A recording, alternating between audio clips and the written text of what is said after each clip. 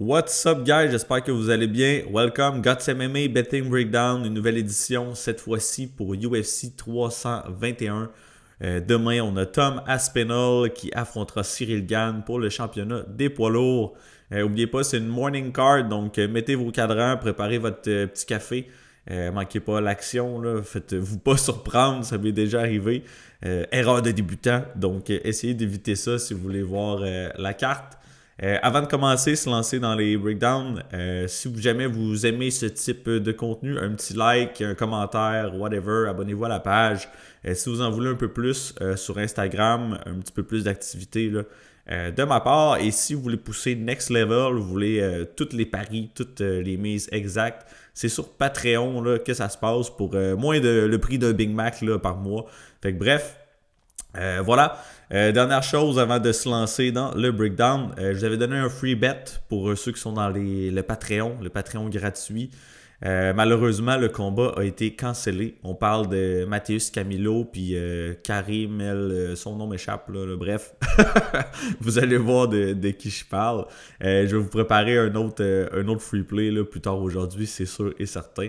Fait que malheureusement, le combat est cancellé. Fait que that's it, guys. On se lance là, dans l'analyse, dans les breakdowns de ce pas. Donc, en ouverture de carte, on a Jacqueline Amorim qui affronte Mizuki Inu. Je vais peut-être aller un petit peu moins deep là, qu'à l'habitude dans les âges, etc. À moins qu'il y ait vraiment des facteurs qui sont plus pertinents de mentionner. Là. Fait que, dans leur cas ici, la chose qu'il faut mettre le plus de l'avant, je dirais, au niveau là, des mensurations, etc., puis des intangibles, c'est Mizuki Inu qui revient d'un gros lay-off.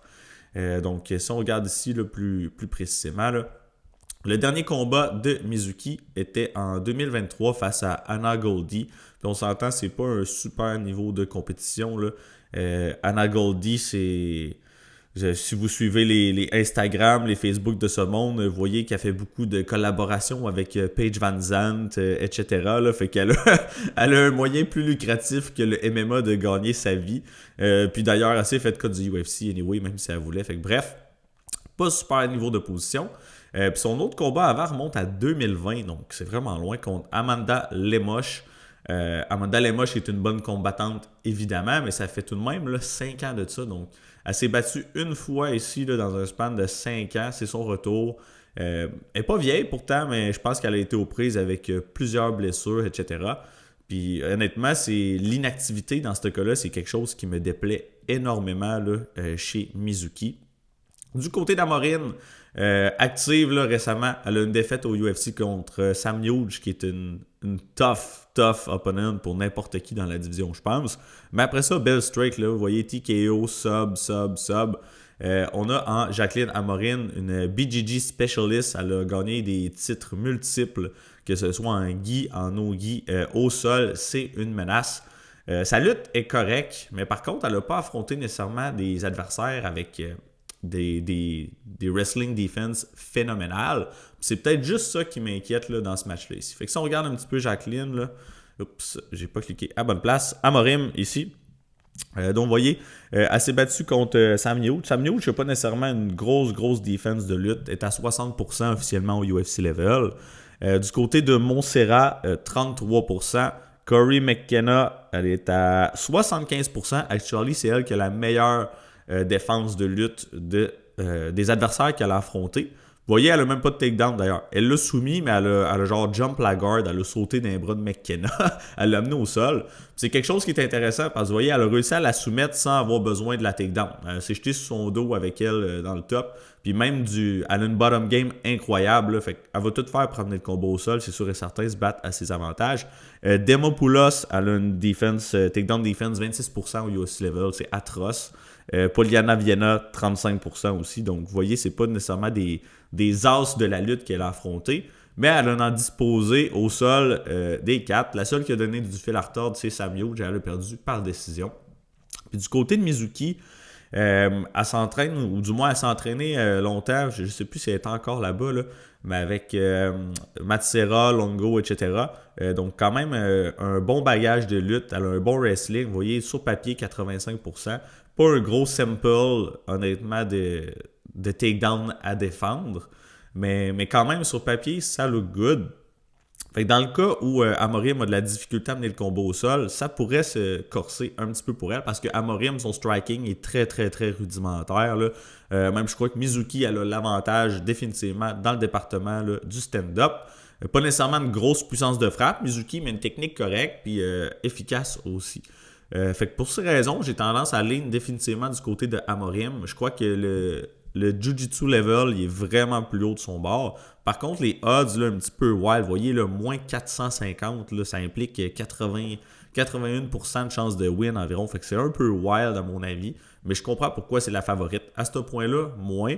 Mais reste que mon pick, ça va être Amorim. Puis je pense qu'elle va finir par réussir à amener le combat au sol et qu'elle va taper là, Mizuki Inoue. Fait que donnez-moi Jacqueline Amorim by sub pour le pick officiel. Alright, donc prochain fight, on a Azat Maksum qui va affronter Mitch Raposo. Combat intéressant, je peux vous dire de prime abord que mon pick c'est Maksum. Par contre, là, on est vendredi matin au moment où je vous parle. Et vu que c'est une early card, la pesée est déjà passée. Et Azat Maksum a manqué le poids quand même de 4 livres. Puis honnêtement, il lookait pas super good sur la balance. À quel point il faut prendre ça en considération, c'est sûr et certain que c'est un facteur qu'il faut regarder. Surtout si c'est un combat qui, à la base, on croit être serré, ben ça pourrait donner un petit peu plus de difficultés, peut-être justement au niveau du cardio ou whatever. Là, les weight cuts difficiles, on le sait, ça peut être un petit peu plus rough sur le body. Par contre, il a tout de même manqué de 4 livres. Il avait l'air très très sec, mais il n'a pas eu besoin de forcer pour couper les 2 dernières, mettons, qui sont probablement les plus difficiles, là. Donc, faites attention si vous avez Azat Maksum dans 27 parlays. C'est peut-être pas l'idée la plus judicieuse. Comme je dis, vous voyez là, Maksum qui est un très gros favori. Puis honnêtement, je déteste ces cotes-là. Ces cotes-là, pardon, là, dans le combat. Sinon, 2 combats quand même jeunes. Maksum qui va avoir un avantage tout de même de grandeur, 2 pouces, puis de portée assez significative là, avec près de 6 pouces de range. La communauté sont pas mal all over là.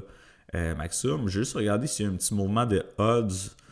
Moins 500 pour Azat Maksum, c'est assez fou. Là. Moins 500, ça implique, si on regarde vite, là, probabilité de 83% de chance de victoire, ce que je trouve un petit peu exagéré, on va le dire comme ça. Si on commence du côté de Azat Maksum, bon combattant, pour de vrai, là, complet. Peut-être pas la meilleure fiche au UFC, vous voyez, il est sur 2 défaites de suite.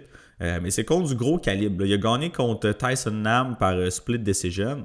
Puis honnêtement, c'est sa performance la moins bonne des 3. Et pourtant, c'est sa victoire. Puis c'est contre l'adversaire de moins haut niveau. Ensuite, contre Charles Johnson, combat serré. Pour de vrai, il a knockdown Charles Johnson. Finalement, il a perdu par décision. Mais un bon fight, une belle performance tout de même contre un adversaire là, de gros calibre là, en Charles Johnson chez les 125 livres. Et son dernier combat contre Tagir Ulanbekov, qui est probablement le meilleur là, grappler ou lutteur, whatever. Alors, du moins, un des plus solides là, des 125 livres, Ulanbekov. Là. Et Azat Maksum qui a donné toutes sortes de problèmes là, dans le département du grappling. Debout très compétitif, les deux ont eu des moments. Je sais que c'est une décision unanime, mais pour avoir regardé le combat à nouveau, honnêtement, je crois qu'il y aurait des arguments pour une victoire de Azat Maksum. Ça reste un combat très serré, mais pour donner ce type d'opposition-là à un gars comme Tagir Ulanbekov, là, vous voyez son pedigree, là, c'est quand même assez remarquable. Habituellement, c'est Tagir qui a une multitude de takedowns puis qui contrôle au sol. Mais Maksum qui a des très bons scrambles. Vous voyez, il s'est pas fait de takedown, il en a même eu 3 par lui-même. Fait que très impressionnant dans cette performance-là. Puis c'est quelque chose d'intéressant. C'est un autre capper que j'écoutais qui a dit ça. Mais j'ai l'impression, c'est lui qui l'a dit, mais je trouve qu'il a raison. Un excellent fighter, mais qui se bat un peu au niveau de son adversaire. Donc vous voyez, contre Tyson Nam, qui est un adversaire mid, il y a eu une performance moyenne, justement, tandis que contre Charles Johnson ou Tagir, qui sont des studs très, très avancés dans la division, là, il a livré des grosses performances. Donc, j'ai peur qu'il under-deliver contre Mitch Raposo. Raposo, honnêtement, qui est doué. Base de lutte aussi, il aime avoir des takedowns, il shoot dans tous ses combats. Bonne boxe aussi. Honnêtement, je crois que la boxe de Raposo est meilleure que celle de Maksum. Mais si on regarde le striking dans l'ensemble, je crois que Maksum est peut-être plus plus avancé là, avec son kickboxing, plus actif avec les jambes. Un petit peu stiff des fois, là, raide, Maxum, debout. Un bon pocket boxing, par contre, ça, il faut lui accorder. Fait que, honnêtement, je pense debout, ça va être compétitif.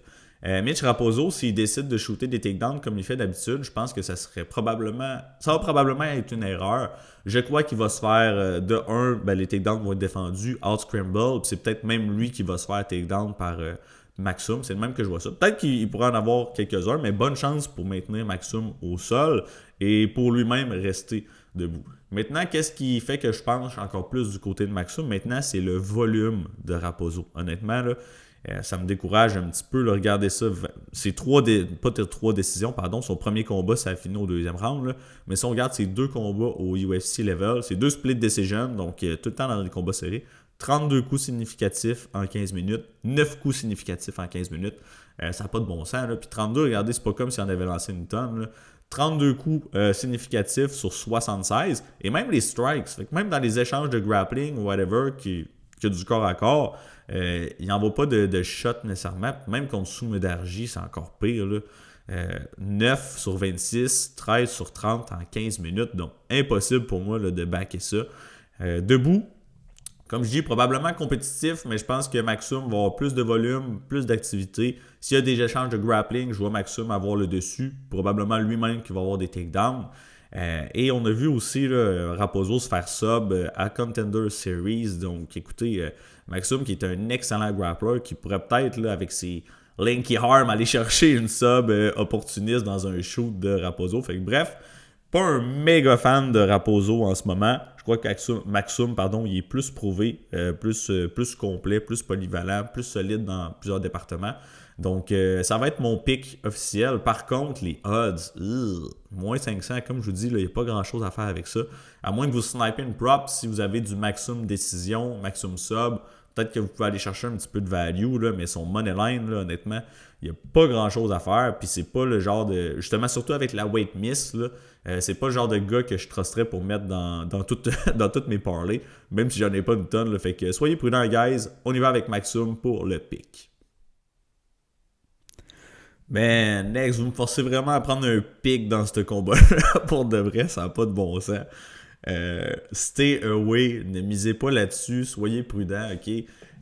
Hamdi Abdelawab, qui est un méga favori. Je parlais de Maxum, de ne pas le mettre dans vos 27 parlays. Lui, là, c'est encore pire, ok? Donc, faites attention là, avec ce combat-là. Hamdi Abdelawab versus Chris Beastboy Barnett. Barnett qui est vraiment le fun, il faut lui donner, là, c'est funny guy, cool style pareil. Maintenant, si on regarde les choses les plus inquiétantes, ok, Abdelawab 4-1, il est pro depuis quoi? 3 ans, je l'ai noté ici, je pense. Là.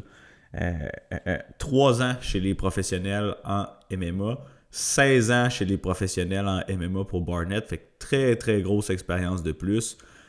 Hamdi a lutté, je pense, je sais pas si c'est niveau olympique, whatever, mais bref, un background de lutte, mais en MMA, il semble pas trop fan de lutte.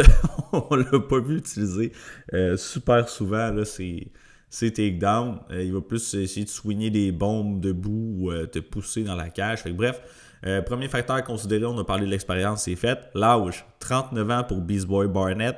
On sait que chez les heavyweights, la longévité souvent est un petit peu plus longue que chez les bantamweight, par exemple. Donc 32 ans pour Hamdi, pas un tout jeune non plus, mais c'est un bébé pour les heavyweights.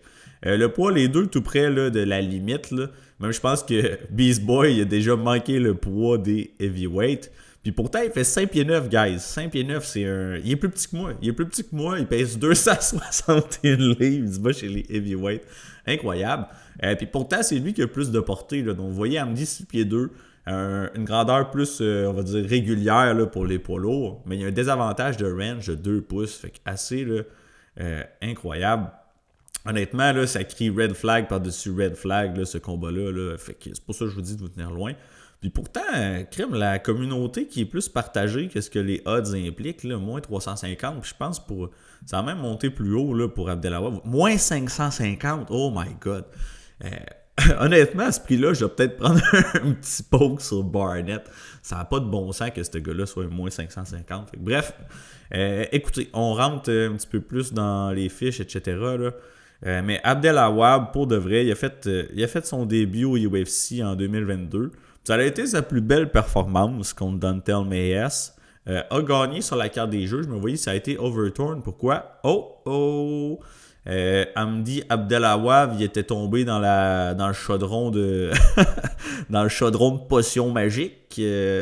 En tout cas, je sais pas qu'est-ce qu'ils ont mis dans ces céréales là, au gym, là, mais bref, il a testé positif pour des stéroïdes. Ben oui, il a été cut, il a été suspendu, il est revenu juste en 2025. Donc, on a un saucy guy ici, puis on le voit, je pense que sa condition physique, son cardio, etc., justement, est pas mal moins bonne parce qu'il est peut-être plus sur les super vitamines. Là. Fait que il est revenu contre Jamal Pogue. A gagné une split decision, mais pour de vrai, c'est un combat dégueulasse. Là. C'est un sloppy heavyweight fight. C'est vraiment pas impressionnant. Le striking de Hamdi, pour de vrai, c'est fonctionnel. Là. Il lance des bombes, mais c'est pas technique. Sa boxe, c'est pas belle. Il kick pas bien. Je suis vraiment pas fan de son combat debout. Il est capable d'accumuler du contrôle, avoir un takedown par-ci par-là, pousser dans la cage. Mais vous voyez, il a juste shooté un seul takedown sur 15 minutes. Il l'a eu. Puis il n'a pas établi un long contrôle là, avec 57 secondes seulement. Dans son dernier fight, justement, il était bien vocal là, avant de se battre contre Mohamed Ousmane. Il était là, je reviens, je vais vous montrer la meilleure version de moi-même, vous allez voir. Finalement, donne un premier round correct, puis complètement gaz out là, au deuxième. Là. Quel sloppy fight, dégueulasse encore. Pour ceux qui me suivent sur Instagram, j'ai une petite playlist, là, Banger Alert. Là. Ben, ça va me prendre une playlist Snoozer Alert si vous avez envie de vous endormir le soir, puis ça va probablement être là-dedans. Donc, Hamdi qui a shooté un takedown, tu sais, pour un gars qui a un background de lutte, puis que c'est une de ses forces sur papier, c'est un petit peu weird. Là. Fait que fight IQ questionnable aussi. Puis maintenant, gas tank, conditionnement physique, son striking est pas nice. Pour de vrai, il n'y a absolument rien pour moi qui peut justifier que ce gars-là est un favori à moins 550, c'est complètement disjoncté. Honnêtement, je vais sûrement prendre un flyer à Chris Barnett s'il est à plus 400 cucks. Là, ça n'a pas de sens. Là. Il y a de la value là-dessus, on va se le dire. De l'autre côté, Beast Boy, un peu... On l'a dit, là, son gabarit est spécial là, à 5,9 à 265 livres, mais le gars est extrêmement athlétique. Chris Barnett, même si c'est une petite boule, là, vous allez voir, le genre de gars qui peut se taper un backflip sur place, il fait des spinning tornado 360 kicks. Pour de vrai, c'est un athlète, faut lui donner. Peut-être pas le meilleur cardio non plus, il veut pas à faire tous ces mouvements explosifs-là à son poids. Il peut fatiguer un petit peu au fil du fight. Puis justement, la façon de le battre, à mon avis, pour Hamdi Abdelawab, ça serait de l'amener au sol. Mais il paraîtrait qu'il y a quand même une takedown defense qui est pas qui est incroyable sur papier, on le voit 33%, mais qui est pas le plus facile à amener au sol. Son centre de gravité est très bas. C'est Daniel Cormier qui disait qu'il donnait quand même du trouble là, par moment. Fait que bref, peut-être pas là, non plus un fish out of water au niveau là, de la lutte. Mais dans ce combat-là, je pense qu'il y a un avantage de footwork, de mobilité, d'athlétisme. Debout, il y a du gros power aussi. Hamdi Kong fort, là, veut pas, c'est des gros bonhommes, mais je crois que Barnett a plus de technique, il est plus polyvalent. Il va peut-être sortir un spinning kick. C'était contre qui? C'était contre Villante. Gian Villante, j'avais bêté un plus Barnett knockout ce combat-là. Mais bref, il pourrait sortir un lapin de son chapeau, je sais pas trop. Mais bref, un combat vraiment imprévisible. Puis l'autre chose, c'est que Barnett il a eu plusieurs blessures au fil de sa carrière. Puis honnêtement, son dernier, c'est un très gros red flag. Là. Il s'est blessé pendant son walkout. Donc, il s'en vient à la cage, il danse, il est tout content, il embarque dans l'octogone. Puis il fait comme un saut sur place dans la cage pour s'activer, je sais pas trop. Puis en l'endant, il tombe, puis tu vois que, il y a de quoi dans sa jambe. Je pense que c'est un ligament du genou ou de la cheville, je suis plus certain là, que c'est déchiré avant même que le combat commence. Puis finalement, il réussit à faire placer une coupe de shots, là, mais Kennedy Njoku qui le piece up puis qui le TKO au premier round. Fait que not a good look, Barnett, mais bref. Faites attention, c'est Hamdi, là, my god, à ce prix-là, ça n'a pas de sens. Donc, pour vrai, j'ai pas le choix de dog or pass dans ce combat-là, honnêtement, là, c'est C'est c'est weird, là. Mais écoutez, on va aller avec le Chris Barnett, le big underdog. Je peux pas backer MD pour de vrai. Là. En plus, il se bat contre le bottom de la division. Il performe comme de la merde. Honnêtement, là, j'ai pas, j'ai pas un bright future au UFC pour ce dude-là. Fait que bref, on va y aller avec Barnett, un gros underdog là, en début de carte. Alright. Next up, très bon fight sur papier. Honnêtement, je pense que ça va être assez divertissant, ce combat-là. Donc, si jamais vous voulez aller vous couler un café pendant la carte ou whatever, allez-y pendant le combat d'avant, là, les sloppy heavyweight, puis revenez pour celui-là. Là, vous allez avoir probablement un meilleur spectacle. On a José Delgado qui va affronter Nathaniel Wood. Honnêtement, j'ai un soft spot pour José Delgado. Il m'a fait cacher un cycle parlay à son dernier combat. On avait Delgado knockout, Peyton Talbot décision et Pantoja sub si je me trompe pas. Donc un des derniers cycle parlay qu'on a cashed. Fait que j'ai un petit soft spot, je l'ai dit. Mais faut pas que je me fasse biaiser par ça. Là. Faut pas s'attacher à ces affaires-là. Mais de l'autre côté, Nathaniel Wood, honnêtement, c'est un combattant que j'adore. Très très bon fighter. Je pense qu'on va avoir des feux d'artifice. Par contre, il y a des petits trucs qu'il faut souligner importants là, pour le duel. First, on l'a dit, la weigh-in est passée. Delgado manquait le poids de 1 livre. On sait que si tu manques le poids de 1 livre, c'est que tu as essayé fort, mais que tu ne pouvais pas coter plus. Donc, des signes de mauvaise coupe de poids. On va pas se mettre la tête dans le sable. Fait que c'est quelque chose qui... C'est un red flag, honnêtement, pour moi. Là. Maintenant, au niveau des cotes, OK, first, Delgado qui est favori, ça, je comprends pas trop. En partant, je peux vous le dire tout de suite, la value est du côté de Wood. On voyait Nathaniel Wood plus 123 et Delgado moins 143. Puis ça, je ne comprends pas du tout. Là. Delgado qui est excellent, mais quoi, il est pro depuis 3 ans et demi. Nathaniel Wood, lui, depuis 13 ans, je veux dire, la différence d'expérience est flagrante, non seulement professionnelle, mais au UFC level. Si on regarde là, Delgado, 3-0, en fait 2-0 au UFC, 1-0 Contender Series. Tandis que Nathaniel Wood, regardez ça, là, sa fiche. Là, il s'est battu contre beaucoup de gros niveaux. D'ailleurs, une victoire contre notre bon vieux Charles Jourdain, où est-ce que Wood l'avait take down à répétition, donc exposé un petit peu le ground game en 2022. Mais anyway, on sait Charles is on a hot streak. Écoutez, fait que c'est une belle victoire qui vieillit bien. Mais bref, il a affronté des très bons fighters là, dans la division.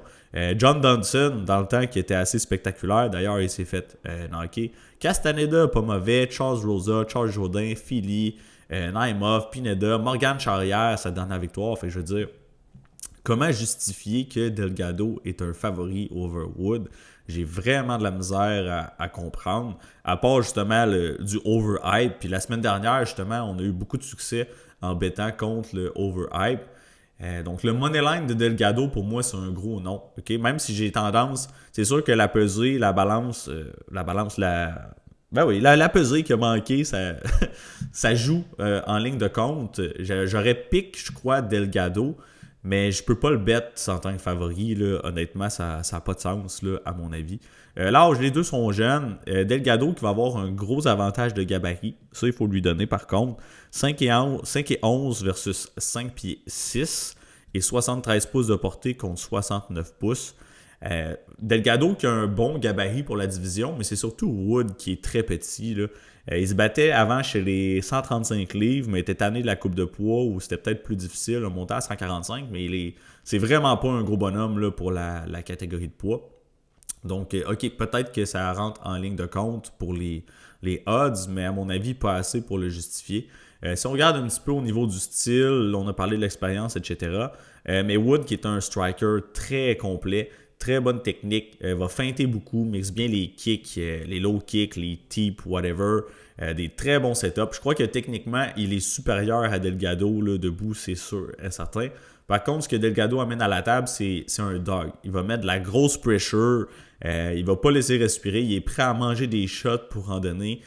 Ses genoux abdominaux sont nasty. Je l'avais callé en plus son dernier combat contre voyons, son nom m'échappe. Hyder Hamil. Hyder Hamil était invaincu, réputé pour avoir un chin d'acier, d'aller dans des guerres. Delgado qui l'a knocké avec un genou en 26 secondes.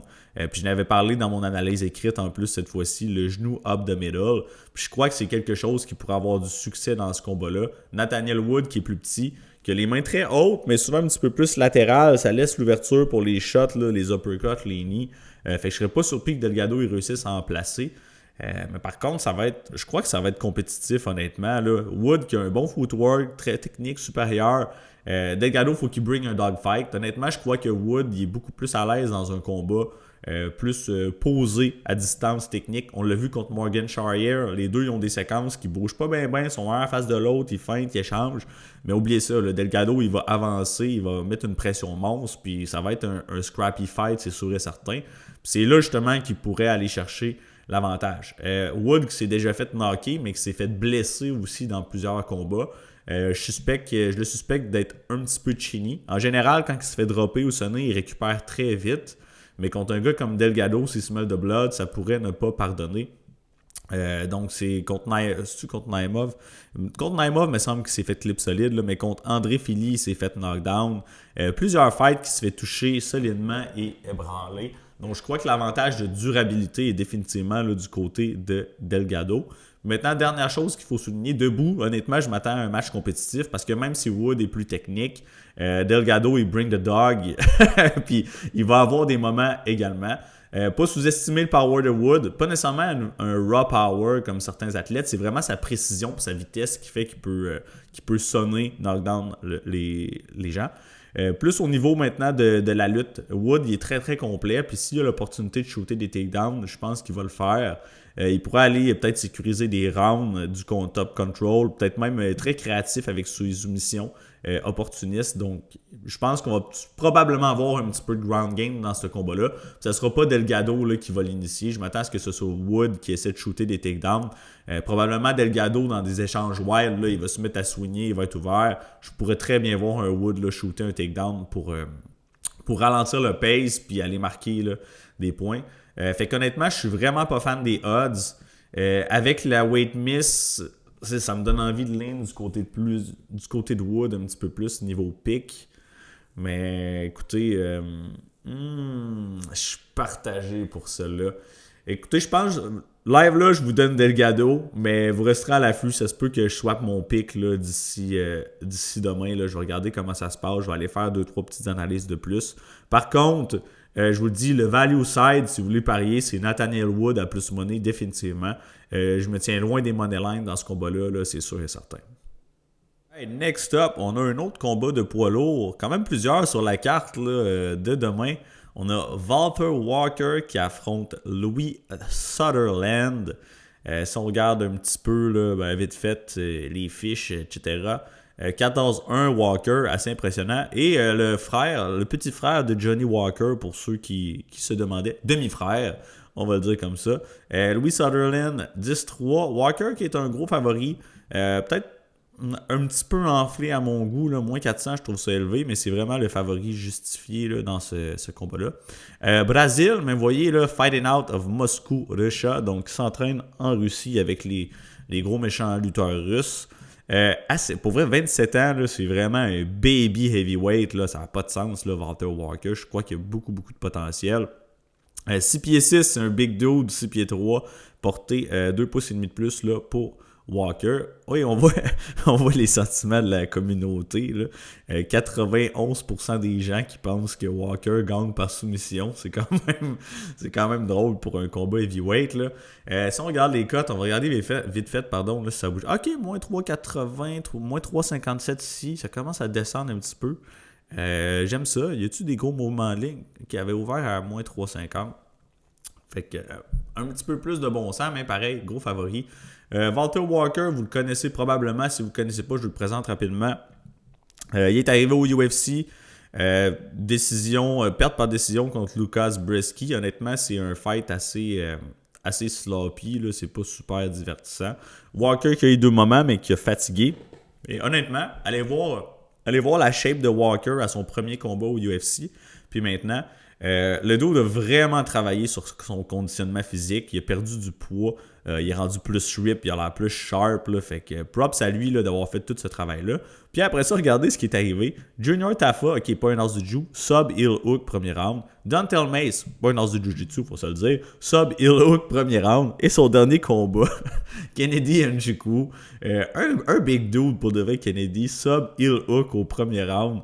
C'est la première fois dans toute l'histoire du UFC qu'un combattant a 3 heel hooks back-à-back. Et non seulement ça, mais chez les heavyweights, c'est le genre de threat qu'il n'y a aucun combattant qui amène dans cette catégorie de poids-là. Puis honnêtement, devinez à quoi je m'attends pour ce combat-là. Un heel hook, probablement, oui. Ben du moins, est-ce qu'il va l'avoir? Je sais pas. Mais il va essayer. Je crois que Walter Walker, il va commencer Guns Ablaze. C'est un fast starter. Pas toujours les takedowns les plus élégants, on va pas se mentir. Mais il va vraiment tout faire pour amener Louis Sutherland au sol très rapidement. Et je pense qu'il va essayer d'avoir une quick night at the office, essayer d'aller chercher un bonus de performance et augmenter son record d'un heel hook de plus. Est-ce que ça va être un heel hook? Je sais pas, mais bref, c'est sûr qu'il va essayer. Puis de l'autre côté, Louis Sutherland, UFC début. Louis Sutherland qui arrive de la scène régionale. Fun fact, ben il devait se battre quelques semaines. C'était sur quelle carte déjà? On va aller voir ici, là, c'était sur quelle carte, je me souviens plus. Mais bref, il devait affronter Justin Tafa. C'était-tu UFC Australia? Je pense que oui. Anyways, on s'en fout un petit peu. Justin Tafa qui a manqué, illness, ben oui. Il a manqué le heavyweight limit aussi, il n'aurait pas pu faire le poids. Puis il s'est fait cut d'ailleurs là, du UFC. Et Walter Walker aussi, il devait se battre il y a 2-3 semaines. C'était contre Mohamed Ousmane. Ousmane qui a pull out, lui, il est testé positif aux roids, à la potion magique. Donc les deux ont perdu leur dernier combat dans un span de 1 mois, whatever. Mais bref, pour Louis Sutherland, si on revient à nos moutons, il arrive de la scène régionale, puis honnêtement, c'est pas tout beau. Là. Il y a 9 victoires, mais il y a seulement 2 de ces victoires qui étaient contre des gars qui ont des winning records actuellement, dont sa dernière ici. Puis il y en a un autre, je me souviens plus c'était lequel. C'était peut-être Carlos Brito. Bref, lui il est rendu avec une fiche négative, je les ai toutes vérifiées. Puis ces 3 défaites, c'est contre des gars qui ont des fiches positives. Fait que bref, vraiment pas un gros niveau d'opposition. Puis d'ailleurs, là, ses premiers combats, si on regarde ici, regardez 2-20. 2 victoires, 20 défaites. Puis quand on clique, le fighter a été found par Tapology d'être engagé dans des activités non conformes aux standards des combats de sport. Fait que vous voyez, c'est 4-5 premières victoires, c'est contre des gars qui ont été flagués par Tapology comme étant non légites. Fait que probablement des cab drivers ou des gars qui travaillaient au dépanneur qui voulaient qui voulaient arrondir leur fin de mois avec un fight. Fait que bref, il y a quoi? Il y a 35% de ses victoires qui sont frauduleuses. Il s'est battu contre du low level. Il arrive au UFC contre un Walter Walker, Guns Ablaze qui va essayer de le heel hook. Puis il va probablement réussir honnêtement. Puis Sutherland qui n'est pas nécessairement super athlétique. Je veux dire, vous voyez, il y a des gros traps là. Mais on l'a vu à peser justement là, aujourd'hui. Là, c'est pas... il look pas très athlétique. Il est complet. Debout, honnêtement, il y a probablement plus de skills que Walker. Mais si Walker il va essayer de l'amener au sol, c'est sûr et certain, très rapidement, je pense qu'il va réussir. S'il ne réussit pas à le sub, je pense qu'il va être capable d'établir du top control puis de dominer là, les 3 rounds. Là. Fait que, bref, pour moi, c'est un Walter Walker play. Louis Sutherland, je veux dire, pas un mauvais combattant, mais je pense pas qu'il va se rendre extrêmement loin au UFC level. Peut-être que je me trompe, mais c'est mon feeling. Fait que, bref, Walter Walker by sub, c'est le official pick pour ce combat-là. Alright, next up, guys, on a un solide banger. On a Mateusz Rebecki contre Ludovic Klein. Honnêtement, je pense que ça va être un des meilleurs combats de la carte. À chaque fois que Rebecki se bat, c'est un Fight of the Year contender. Honnêtement, allez voir tous ces combats. Là, c'est des highlights. Du moins, c'est un combattant qui est vraiment le fun à TP. Là. Toutes ces fights sont excitants. Si on regarde rapidement, là, 23, 23, 5, 1. Les deux ont beaucoup d'expérience. Les deux reviennent d'une défaite. On va s'y pencher bientôt. Klein qui est le favori dans ce combat-là. Pologne versus Slovaque République. Les deux ont un âge semblable, 30-33, pas super gros gap. Grandeur similaire, par contre, vous voyez la portée. Klein qui a quand même un avantage de 6,5 pouces. Vous voyez, mes mathématiques sont quand même pas pires. Si on regarde un petit peu communauté, plus du bord à Klein. Juste regarder les odds s'il y a eu des line movements. OK, moins 134. Je vous mentirai pas, j'ai pris un peu plus tôt cette semaine du Rembetsky qui était rendu à plus 128, plus 130 sur certains books. Honnêtement, je pense que c'est un combat, les odds devraient être 50-50 là, au minimum. Et même, j'aurais tendance à favoriser légèrement Rembetsky là, dans ce combat-là. Et j'explique pourquoi. Là, on se penche sur le breakdown. Si on regarde du côté de... On va aller du côté de Klein en premier. Ludovic Klein, très bon fighter. Son striking est propre. Il a des bons setups. Il a un nasty head kick. Honnêtement, super beau striking. Beaucoup plus technique là, que Rembetsky, là, c'est sûr et certain. Belle expérience au UFC, somme toute. Vous voyez, là, c'est pas un newbie. Sur la scène régionale, il l'appelait Mr. Highlight. Il knockait tout le monde avec ses head kicks. Mais depuis qu'il est arrivé au UFC Level, ça se transmet un petit peu moins. Vous voyez, il y en a eu un en 2020 contre Shane Young. Mais sinon, ça remonte à loin. Là. Son dernier KO, c'était contre AJ Cunningham. Mais Cunningham qui avait pris le combat, je pense, à quoi, quelques jours d'avis. C'était actually un kick au corps là, qui l'a knockdown. Fait que, bref, vous voyez, pas une tonne de knockout au UFC Level. C'est un combattant qui est complet. Autant il y a une très très très technique là, debout. D'ailleurs, du stance gaucher, là, mais qu'il est capable d'obtenir des takedowns. Puis souvent, il va shooter quand ça chauffe un petit peu plus debout, justement. Là. Qu'on voyait, par exemple, ici contre Bahamondes, qui est un excellent striker, qui a d'ailleurs plus de portée que lui. Il a un gros gabarit pour la division. Ben oui, il a striké avec lui, il a eu des bons moments, mais il a également mixé les takedowns pour aller justement sceller les rounds, accumuler des minutes de contrôle. Donc, c'est un gars qui va shooter des takedowns dans presque tous ses combats pour justement aller chercher la victoire de façon un petit peu plus convaincante puis montrer que c'est lui qui gagne le round là, pour sûr. Fait que maintenant ici, on a le profil du combattant, là, mais du côté de Rembetsky, fiche peut-être un petit peu, 2 défaites récemment, mais honnêtement, bon ratio quand même. Là. Ce gars-là, c'est un all-action guy, c'est un berserker, ça n'a pas de sens. Le dude, pas le striking le plus technique, ok, on va se le dire, moins technique que Klein, mais il va foncer comme un madman, il y a juste une seule direction en avant. Il y a des petits bras, fait qu'il faut qu'il se rapproche, il faut qu'il close à distance, puis il va swinger des bombes, que ce soit au corps, au visage, whatever. Bonne boxe, il est capable de kicker aussi, là, mais boxe principalement. A de la dynamite. Peut-être pas de la dynamite, mais il a les mains très très pesantes, il peut faire mal. Et maintenant, qu'est-ce qu'il y a aussi, c'est qu'avant tout, c'est un lutteur, il a un gros bagage de lutte, très bon grappler. Je ne crois pas que Klein, souvent quand ça commence à chauffer, Klein il chauffe des takedowns. Je pense pas qu'il va avoir énormément de succès. First, bonne chance pour le takedown. Puis 2, bonne chance pour le maintenir au sol. Je serais très, très, très surpris là, que ça arrive. Si quelqu'un doit avoir des takedowns, ce sera probablement même Rembetsky qui va les avoir. Mais je pense qu'ils vont scrap pour de vrai. Là. Un peu, on a parlé de Nathaniel Wood tantôt. Klein, bon striker, mais il va briller, il est à son meilleur dans un combat propre à distance, où est-ce qu'il peut établir ses feintes, prendre son temps, ses setups. Bonne chance là, avec Rembetsky, il n'y a jamais un combat propre. Là. Allez écouter ses fights, là, c'est tout le temps des brawls, c'est tout le temps ultra chaotique. Je pense que c'est un facteur qui va jouer beaucoup en faveur de Rembetsky là, dans ce duel. Je pense que Rembetsky va mettre une grosse pressure, il va rendre Klein inconfortable, ils vont trader, puis ça va être un dogfight. And who's the bigger dog here? C'est Rembetsky, à mon avis. C'est pour ça que ça va être mon pick, surtout à plus money. Quand je l'ai vu à plus 128, là, c'était comme autoclic. Là. Même s'il perd, c'est le type de combattant qui va se battre pour ton argent. Okay? Il va pas arriver puis il va quit ou il va pas essayer de gagner. Il va pousser à son maximum, il va mettre la pressure or die trying. Fait que c'est le genre de dude qu'on veut backer là, avec des tags de plus money.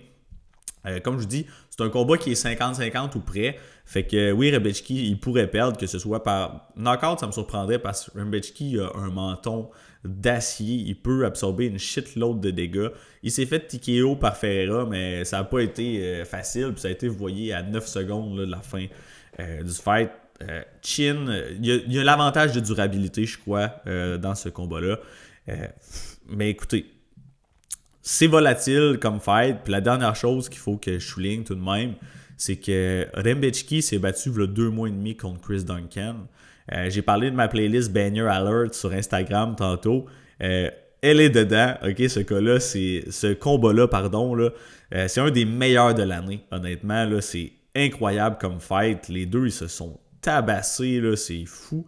Puis ce qui arrive avec Rembechki, c'est qu'il coupe facilement, il absorbe, il wear pas bien le dégât, dans presque tous ses combats, il finit, puis il est tout fendu, il saigne la face, puis honnêtement, c'est des trucs que les juges, ils vont prendre en considération, le dégât visible. Donc, je pourrais voir un fight très serré, ou même Rembechki qui a un petit edge, mais que c'est lui qui a la face tout boursouflée puis le plus bang-up. Fait que les juges, j'y penchent plus du côté de Klein. Fait que vous devez prendre ça en considération, c'est sûr et certain. Mais écoutez, Rembechki à plus money pour moi, j'avais pas le choix, là, un petit poke là-dessus. Fait qu'écoutez, Rembechki, c'est mon pick. Let the dogs out, ça va être un fun fight no matter what. Celui-là, c'est pas le temps d'aller faire votre pause pipi là, ou de vous couler un café, là, définitivement. Good. Mon prochain duel, on a Ikram Aliskerov qui va affronter John Young Park, The Iron Turtle. Rapidement, Aliskerov qui est un favori modéré, Park le underdog. Pour l'âge semblable, russe contre Corée du Sud. 185 livres évidemment. Ikram qui a un petit avantage de grandeur et 3 pouces là, de portée. La communauté beaucoup sur le dos de Aliskerov. Si on regarde les odds, est-ce qu'il y a eu du mouvement ici? Ikram Aliskerov, moins 2,20, pas tant que ça. Écoutez, combat intéressant. C'est quand même dur pour moi de... Mon pick, c'est Aliskerov. Mais à moins 2,20, j'ai quand même un petit peu de mal à backer ça à cause de certains points d'interrogation. Puis je crois qu'il y a des... Justement, il y a des points d'interrogation, des potentielles faiblesses de Ikram qui répondent aux forces de Park. Puis c'est ça qui m'inquiète un petit peu dans le combat. Ikram Aliskerov, honnêtement, qui est un powerhouse, il cogne très très dur. Il a une bonne lutte, il est capable d'avoir des takedowns si envie, il peut dicter où est-ce que le fight va se passer. Du stance de gaucher, là. D'ailleurs, vous voyez, là, toutes ces wins, là, c'est des quick finish. Puis même sa défaite, c'est un quick finish. Jamais sorti du premier round au UFC level. Assez impressionnant. Tu sais, d'ailleurs, là, ça fait 13 ans qu'il est professionnel. Il y a 18 combats pro, mais il y a seulement 120 minutes là, dans l'octogone. Puis si on regarde l'autre côté, là, John Young Park, 19-6, il y a plus de combats. Il est pro depuis 12 ans, fait qu'à peu près la même durée. Mais il y a 261 minutes de cage, fait que c'est plus que le double de temps d'octogone. Vous voyez comment ce gars-là, c'est pas quelqu'un qui vient pour niaiser puis passer beaucoup de temps là, dans la cage. Il s'est fait knocker 2 fois, les 2 fois au premier round. Peut-être un petite suspicion pour le chin, mais c'est contre Robert Whittaker qui s'est fait chin check au premier round. Belle performance de Robert, définitivement, qui est en haut de la food chain là, de la division, on va pas se mentir. Et son autre défaite, par contre, au premier round, c'était sur la scène régionale contre un dénommé Khamzat Chimaev. Si vous voulez voir un KO brutal, allez le voir. Là, il s'est fait envoyer dans une autre galaxie avec un gros uppercut, il me semble. Fait que, tu sais, no shame là, pour ces 2 défaites. La seule chose, c'est que j'ai l'impression que Ikram, il cherche tellement le finish, il est explosif, il cogne dur. Qui a tendance à se fatiguer un petit peu si ça s'éternise. Est-ce que ça va s'éterniser? Peut-être pas. Ça se pourrait très bien qu'ils mettent out John Young Park au premier round. Mais dans le cas où on arrive au 2e, 3e round, ça pourrait vraiment se chauffer. John Young Park, il faut lui donner, là, c'est un dog. Il ne va pas abandonner. Il est durable. Il s'est fait knocker une fois au UFC, mais contre Grégory Rodriguez. C'est un weird fight. Je l'ai mis dans Banger Alert aussi. Là. Quel 2e round bizarre. Là. Fait que John Young Park, il peut se faire takedown. On l'a vu à maintes reprises. Il peut avoir des takedowns également. Je pense pas qu'il y a l'avantage de lutte de grappling dans ce combat-là. C'est sûr que non. Et surtout pas early. Si Aliskerov fatigue, peut-être qu'il pourrait avoir du succès. Mais early, oubliez ça, c'est Aliskerov. Puis vous voyez, il est quand même sur une bonne petite streak. Là. Des takedowns par lui-même. Sa dernière défaite, c'est contre André Muniz. Il s'est fait takedown 11 fois. Sacrément, split decision. On se voit, il est dur à contrôler, il faut le dire. Mais de l'autre côté, il y a Ikram Aliskerov qui a knocké Muniz en 3 secondes et demie. Là. Fait que bref, à prendre en considération. Quand je disais que parfois, que Park a certaines forces qui sont potentiellement aux faiblesses de Aliskerov, c'est que Park est reconnu pour terminer le monde qui se fatigue. Si je prends par exemple là, Duraev, il look bien en début de fight. Mais deuxième round, complètement gas out déjà. John Young Park qui le drop, qui le ragdoll au sol, qui il fait une bouchée de lui. Fait que John Young Park, il est moins athlétique, il est moins rapide, il a moins de puissance. Techniquement, si on parle peu technique de striking, ça doit être proche l'un de l'autre du moins. Fait que tu sais, il est inférieur pas mal dans toutes les dimensions, mais les deux choses qu'ils ont, c'est que c'est un dog, il va pas se faire mettre out facilement, il va pas abandonner. C'est une machine de cardio. Fait que si Park, pardon, là, si Aliskerov est ralenti, je pourrais voir Park pull over puis sortir le upset victory. Mais je suis pas. On dirait que j'ai un mauvais read. Je suis vraiment pas sûr si Akram Aliskerov va réussir à faire un quick work. Puis personnellement, ce que je vais faire, je pense, je vais regarder le fight. Si Kram il finit Park au premier round, fine. Mais si jamais The Iron Turtle il survit les 5 premières minutes, la cote va être vraiment élevée là, parce qu'il va se faire ragdoll, c'est sûr et certain. Fait que peut-être que je vais faire un live bet sur The Iron Turtle dans le cas où survit au premier round. Mais bref, le pick, ça va être Aliskerov là, pour le moment. Prochain combat, on a Nasrat Akparat versus Quinlan Salkeld. Fight intéressant, honnêtement. Odds intéressantes, on va y revenir rapidement. Là. Les deux sont sur des bell streak, pick-em pratiquement. 30 ans, 25 ans, Salkeld qui est tout jeune là, et qui va avoir un avantage de gabarit, là, 6 pieds, 75 pouces de reach, honnêtement, pour la division. Gros bonhomme. Akparat 63%, Salkeld 37%. Je pense que ça reflèterait des odds un petit peu plus accurate à mon avis. On va regarder vite fait si ça a bougé. Là. Moins 105, moins 115. Salkeld qui est léger favori sur certaines plateformes. Et j'ai de la misère à comprendre pourquoi, honnêtement. Ça me rappelle un petit peu plus tôt, on a parlé de la situation de Delgado puis Wood. Regardez, sans plus tarder, on va aller checker. Là. Si on voit ici, on a... où est-ce qu'ils sont? Nasrat. Vous le connaissez probablement. Il s'est même entraîné avec Firas au TriStar pendant un moment. Je ne suis plus certain s'il est encore là. Je crois qu'il s'entraînait à Abu Dhabi directement, du moins pour quelques semaines. Les dernières semaines. Fait que bref, si on regarde ça ici, vous voyez, là, grosse fiche au UFC, beaucoup d'expérience. C'est battu contre des bons fighters. Là. Vous voyez, Drew Dober, même s'il a perdu en 1 minute 10, qui est peut-être un pass, ça, là. C'est pas un bon exemple. Mais Diakese, qui était bien, Gucci ici, Dan Hooker, King Green, McDessie, Quinones, Mularkey, Jared Gordon, Ribovic, vous voyez, il est quand même affronté du gros talent. Sa dernière win contre Ribovic, ça vieillit bien. Puis ça, c'en est un. Il n'est pas encore dans le banner alert, mais il faut que je l'ajoute. Là, c'est un sacré bon combat. Donc, Akparat, qui est un très bon striker, gros volume, bonne takedown defense aussi, qui va probablement être clé ici. Vous voyez, 84% là, sur papier.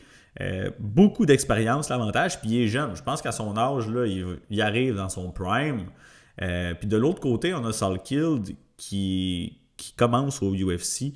Il a gagné son combat à Contender Series par décision. 9 takedowns quand même, là, ça en fait beaucoup.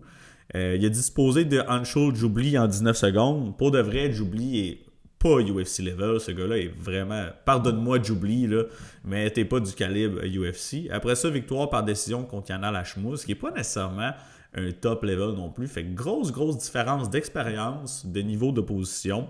Le skill set debout, je pense, du côté de Nasrat, c'est certain. Quinlan Salkeld qui aime mixer les takedowns, qui va essayer de mixer les takedowns. Honnêtement, il a un bon gabarit. Il a tout de même des bons setups. Mais Nasrat, qui est difficile à amener au sol. Oui, ok, il y a Dan Hooker qui l'a amené 3 fois au sol en 2021. Ça fait 4 ans de ça. Mais son dernier fight qui a subi beaucoup de takedown threats, c'est contre Jared Gordon. Jared Gordon, qui est un bon lutteur, un bon gars de joue, puis il a défendu les 13 amenés au sol. Fait qu'honnêtement, je pense que ça va être plus difficile que ce que les gens pensent pour Quinlan d'obtenir là, ses takedowns dans ce combat-là.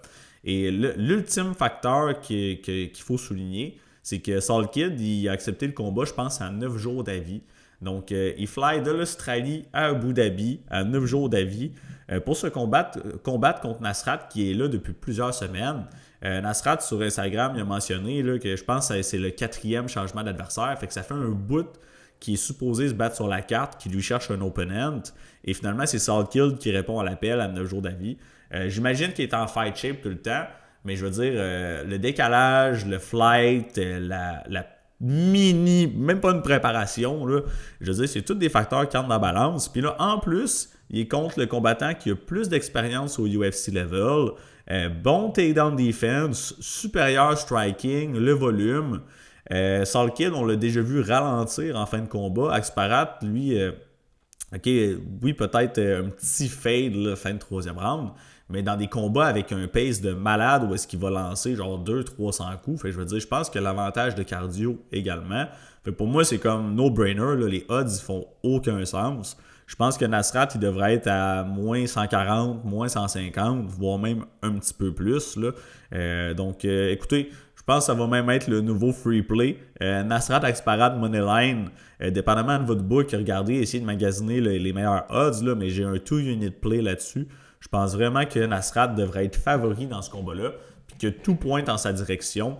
Il vient, si je ne me trompe pas, il est originaire justement là, de la région, pas de Abu Dhabi, mais ça va être le favori de la foule en plus, qui est déjà acclimaté. Je veux dire, à mon avis, ces odds-là sont way off, puis il devrait être un plus gros favori que ça, et non le underdog. Fait que Quinlan, pour de vrai, il est jeune, très très bon. Je pense qu'il y a du potentiel au UFC, mais je pense que c'est too much too soon un petit peu pour lui, là, et que Nasrat Aksparat, il va l'emporter. Et très belle value là, sur son moneyline. On entre dans la main card. On a Alexander Rakic versus Amazat Murzakanov. Combat intriguant, honnêtement. Il y a des bons arguments pour les deux côtés. Si on regarde un petit peu l'affiche, on voit que le momentum est pas mal du côté de Murzakanov. 15-0, assez impressionnant. 14-5 là, pour Rakic. Les odds pratiquement impeccable. Donc, vous voyez, c'est un coin flip.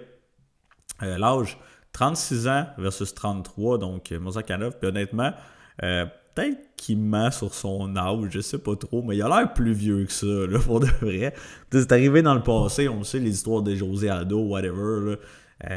Il y en a d'après moi que c'est pas legit l'âge qui dit publiquement. Là.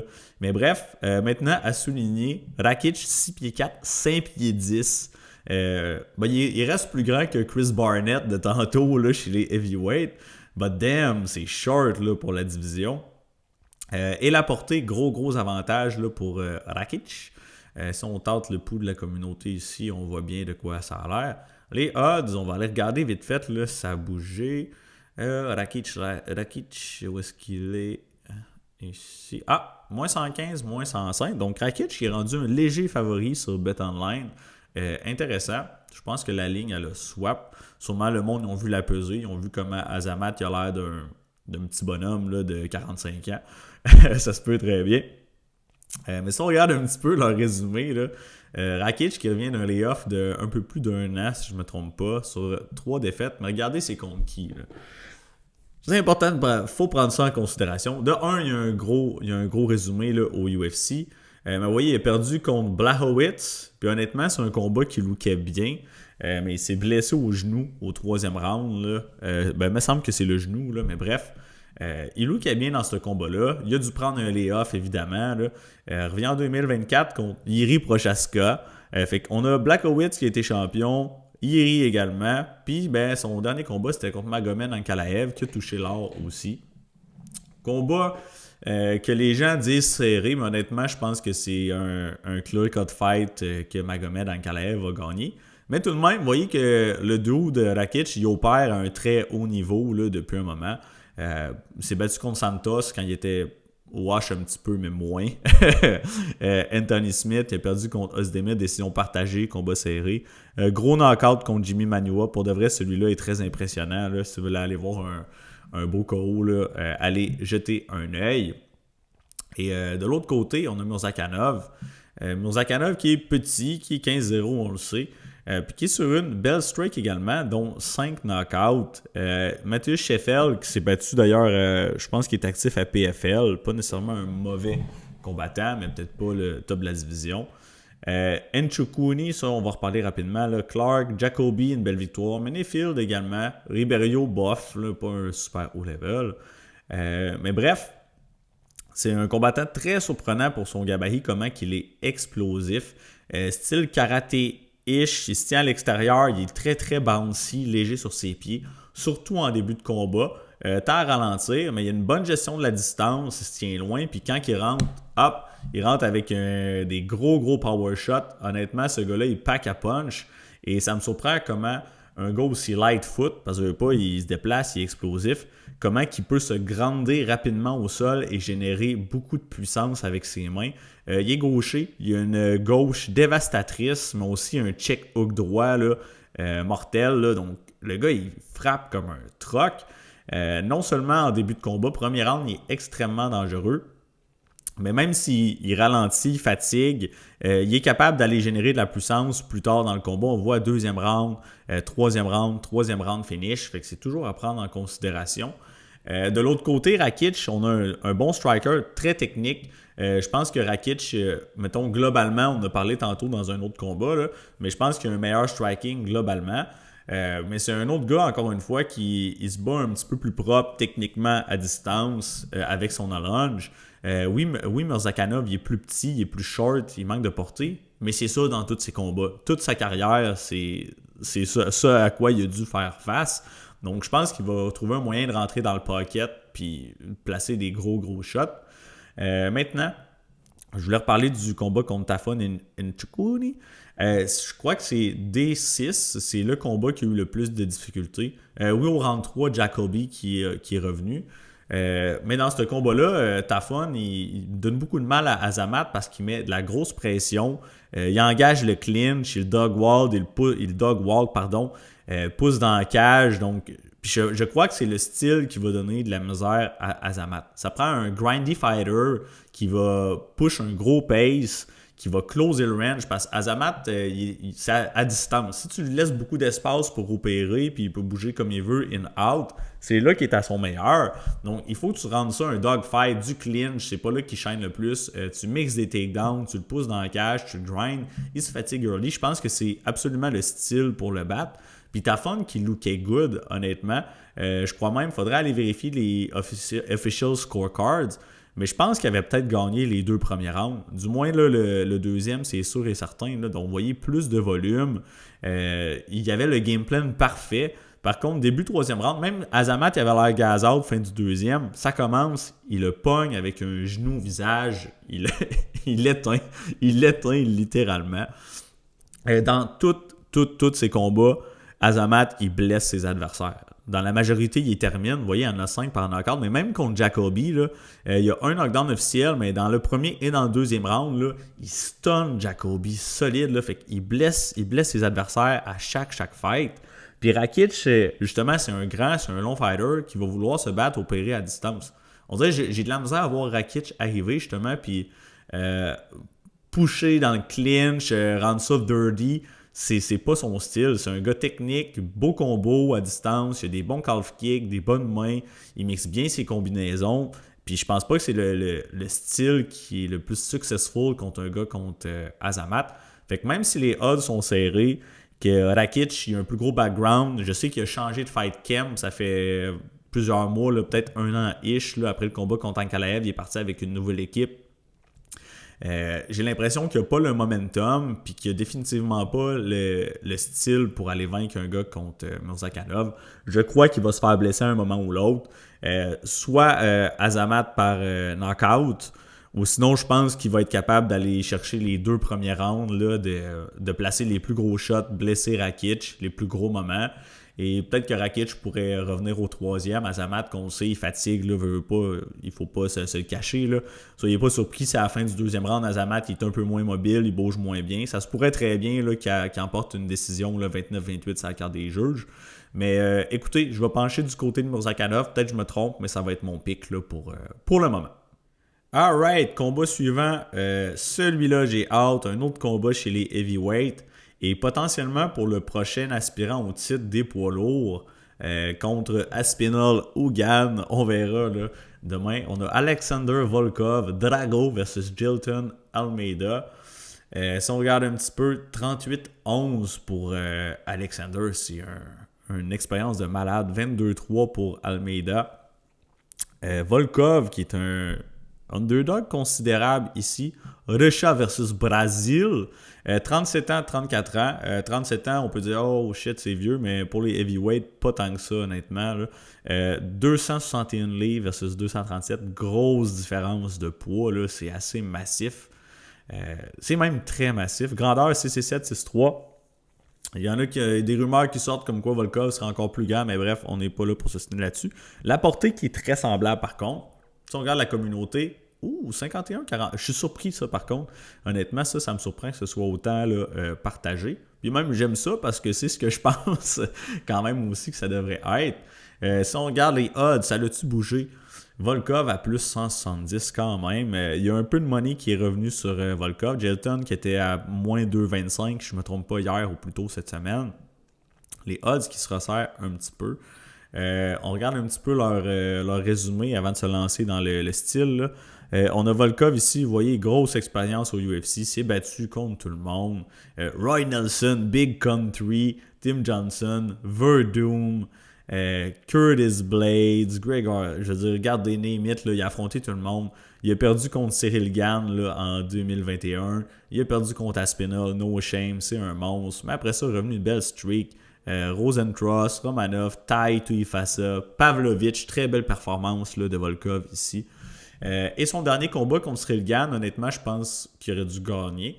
Je l'ai réécouté, je suis pas le seul qui pense ça. À mon avis, Cyril Gane aurait dû perdre ce combat-là et on aurait probablement un rematch de Volkov et Aspinall pour la ceinture. Ou il y aurait peut-être qu'ils auraient mis direct Almeida, là, vu que Volkov s'est déjà fait battre de façon expéditive par Aspinall. Mais bref, gros résumé. Du côté d'Almeida, commence à avoir une pas pire résumé aussi. Donc, vous voyez, là, peut-être pas tout le même niveau d'opposition. Là. Si on monte jusqu'ici, c'est très bof. Rosencross bien, Lewis bien. Oh, Curtis Blade ici, c'est un red flag. On en reparle dans un instant. Romanov, Spivak.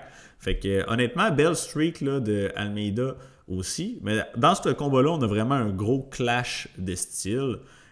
On le sait, là, Almeida, il veut rien faire de bout. Il n'y a rien à voir de bout. Son striking, très moyen. Du moins, Volkov est plusieurs niveaux au-dessus de lui au niveau du striking. Almeida, il veut shooter des takedowns et il va shooter dans les premières secondes du combat, je vous garantis. Je serais très surpris s'il n'a pas shooté dans les 15 premières secondes. Okay? Donc, pour vous donner une idée, c'est son style. Si on regarde même un petit peu les tables de stats, là, celui-là, très impressionnant. Shout out Uncle Weezy pour les stats, encore une fois. Là. Regardez, debout, on voit, là, c'est des belles stats pour Volkov, tout au-dessus des moyennes de la division. Almeida, c'est moins beau au niveau du striking. Mais regardez ça, Almeida passe 10,5% de son temps d'octogone au UFC. Puis on a un bon sample. Là. Vous voyez, il y a combien de fights dans l'UFC? 1, 2, 3, 4, 5, 6, 7, 8, 9, 10 combats au UFC. Il passe 10,5% de son temps à distance. C'est extrêmement peu. 6,6 takedowns par 15 minutes sur 11 attempts. Je dis c'est des stats de malade. Et dans tout le temps qui se passe au sol, en clinch, whatever, il contrôle 94,1% de ce temps-là. Donc, c'est assez impressionnant, là, les grappling stats, là, on le voit. On sait que c'est son style, c'est là qu'il est bon, puis c'est là qu'il veut aller. Il va essayer de vous take down, il va essayer de vous sub. S'il n'est pas capable, il va tenter de vous ground and pound. C'est sa stratégie, c'est ça qu'il fait toujours. Un seul combat qui est allé à la limite. Il y en a qui disent que c'était rig, qu'il y avait du monde qui avait des paris pour aller à distance. Je pense que ce combat-là contre Derrick Lewis, les odds étaient genre à moins 4000, fight don't go to decision. Finalement, ça s'est rendu à décision. Jailton Almeida qui a eu 21,10 minutes de contrôle au sol sur 25. Puis qui n'a pas réussi à terminer Lewis. Honnêtement, c'est un peu weird comme situation. On va pas se le cacher. Mais c'est pas ce combat-là que je veux vous amener. C'est lui de Curtis Blades. Okay? Curtis Blades, on le sait, c'est un lutteur exceptionnel. Très bonne lutte. Curtis Blades s'est fait amener au sol combien de fois au premier round? 8 fois. 9 fois, pardon. 9 fois sur 12 au premier round. Par contre, qu'est-ce qui est arrivé? Almeida, dead gas. Deuxième round commence, complètement gaz out, plus de jus. Curtis Blades le fait travailler. Il n'y a plus d'énergie. Puis finalement, c'est Curtis Blade qui le reverse pendant un takedown attempt, si je ne me trompe pas, puis qui termine là, Almeida in good fashion. Fait que bref, ça là, c'est un gros red flag ce combat-là. Ça m'inquiète pour le cardio de Almeida. Si un combattant est capable de le faire travailler, vous voyez, il n'y a pas eu un takedown. Mettons qu'il y avait eu un takedown puis qu'il y avait eu tout le round de contrôle, fine, ok, ça tire pas de jus. Mais là tu as un takedown, tu as le bonhomme de 265 livres qui se relève, ok, tu l'as takedown, il se relève, je veux dire, il l'a fait travailler en maudit, puis ça l'a porté fruit. C'est juste ça qui m'inquiète dans ce combat-là. Parce que Alexander Volkov, c'est un très gros bonhomme. Oui, il s'est fait takedown à maintes reprises. Vous voyez, même Cyril Gane le takedown dans son dernier fight. Tom Aspinall, qui passe tellement explosif. Curtis Blades lui-même l'a amené au sol 14 fois. Mais il est difficile à contrôler. Justement, si Curtis Blades doit te takedown 14 fois dans le fight, même si c'est un second, c'est que tu es capable de te relever. Tu lui donnes pas nécessairement du contrôle facilement. Volkov, c'est un black belt en jiu-jitsu, probablement un moins high level que Almeida, c'est certain. Mais je pense qu'il a les outils pour survivre au sol, au sub-baptême. Fait que pour de vrai, là, son way to victory à Volkov, c'est de... Il va se faire takedown. Je suis sûr et certain que Volkov va se faire takedown au premier round, mais il faut qu'il fasse travailler Almeida. Il faut qu'il mette du poids dessus, qu'il écrase de tout son poids, qu'il sprawl. Il faut qu'il fasse travailler Almeida. Et peut-être qu'il va se faire takedown 2, 3, 4, 5 fois au premier round. Mais au deuxième, Almeida, il aura plus le firepower, puis la force physique, puis l'endurance, puis le cardio pour faire la même chose. Puis c'est là que je pourrais voir Volkov take over. Il n'y a pas une mauvaise takedown defense. Et si justement Almeida est plus à 100%, je pense qu'il va être capable de stuff les takedowns. Et si c'est le cas, soyez pas surpris, là, Almeida, il va se faire piece up debout. Okay? C'est un gros si, là. Mais autant qu'Almeida a un gros avantage de lutte, que debout, c'est le jour et la nuit pour Volkov. Donc, il est très, très live. Si jamais le combat sort du premier round, on a parlé de live bet tantôt pour le combat de Park, ben, c'est un autre spot qui me plaît ici. Là, fait que soyez prudents. Almeida, il y a des bonnes chances de gagner, mais je pense que ça va être difficile là, de finir Volkov au premier round et de le maintenir peut-être pour une période prolongée. À mon avis, Volkov, il va le faire travailler. S'il se fait dominer au sol 5 minutes, ça recommence debout. Est-ce qu'Almeida va avoir autant de gaz à suivre? Fait que bref, il y a des très bons arguments pour les deux côtés. Mais Almeida à moins 200, là, j'ai de la misère à aller de ce côté-là. Pour vrai, Volkov, je pense qu'il est underrated. C'est probablement un des heavyweights les plus underrated de la division. Et je pense qu'il est live pour ce combat-là. Fait que, honnêtement, je pense que je vais y aller du côté du underdog comme ça. Peut-être que je vais flipper d'ici demain. Mais pour le moment, mon cas, ça va être Volkov. Je pense qu'il va survivre le early storm et qu'il va knocker Jilton. Next, on a un autre bon fight en Umar Nurmagomedov versus Mario Bautista. Un autre combat probablement pour le next contender au titre contre Merab, le Merab de machine. Je pense qu'il se bat contre Petrayan. Mais écoutez, peu importe qui va gagner ce fight-là. D'après moi, Umar ou Mario, ça va être le prochain title contender. Donc, high level shit ici. Umar qui est un très gros favori. Un peu trop gros à mon goût, mais je comprends pourquoi et c'est le pic ici à mon avis. Si on regarde rapidement, 29 ans, encore jeune en plus, ça n'a pas de sens, 32, 5 et 8, 5 et 9, la portée identique, quand même un 10% du côté de Bautista. Mais man, Umar, quel combattant talentueux là, pour 29 ans seulement, en plus je pensais qu'il était plus vieux que ça. Si on regarde un petit peu, ça run pas nécessairement une expérience de malade au UFC, dans le sens qu'il n'y a pas énormément de combats. Il s'est battu contre des bons combattants par contre. Là. Surtout Corey Sandhagen, honnêtement, c'est une victoire qui vieillit très bien. Et même sa performance contre Merab, après avoir vu ce que Merab fait avec tout le monde, je veux dire, c'est le plus gros défi qu'il a eu. Umar qui a gagné les 2 premiers rounds là, contre Merab, clairement. Puis aussitôt qu'il a ralenti un tout petit peu, Merab il a mis le gaz à la pédale.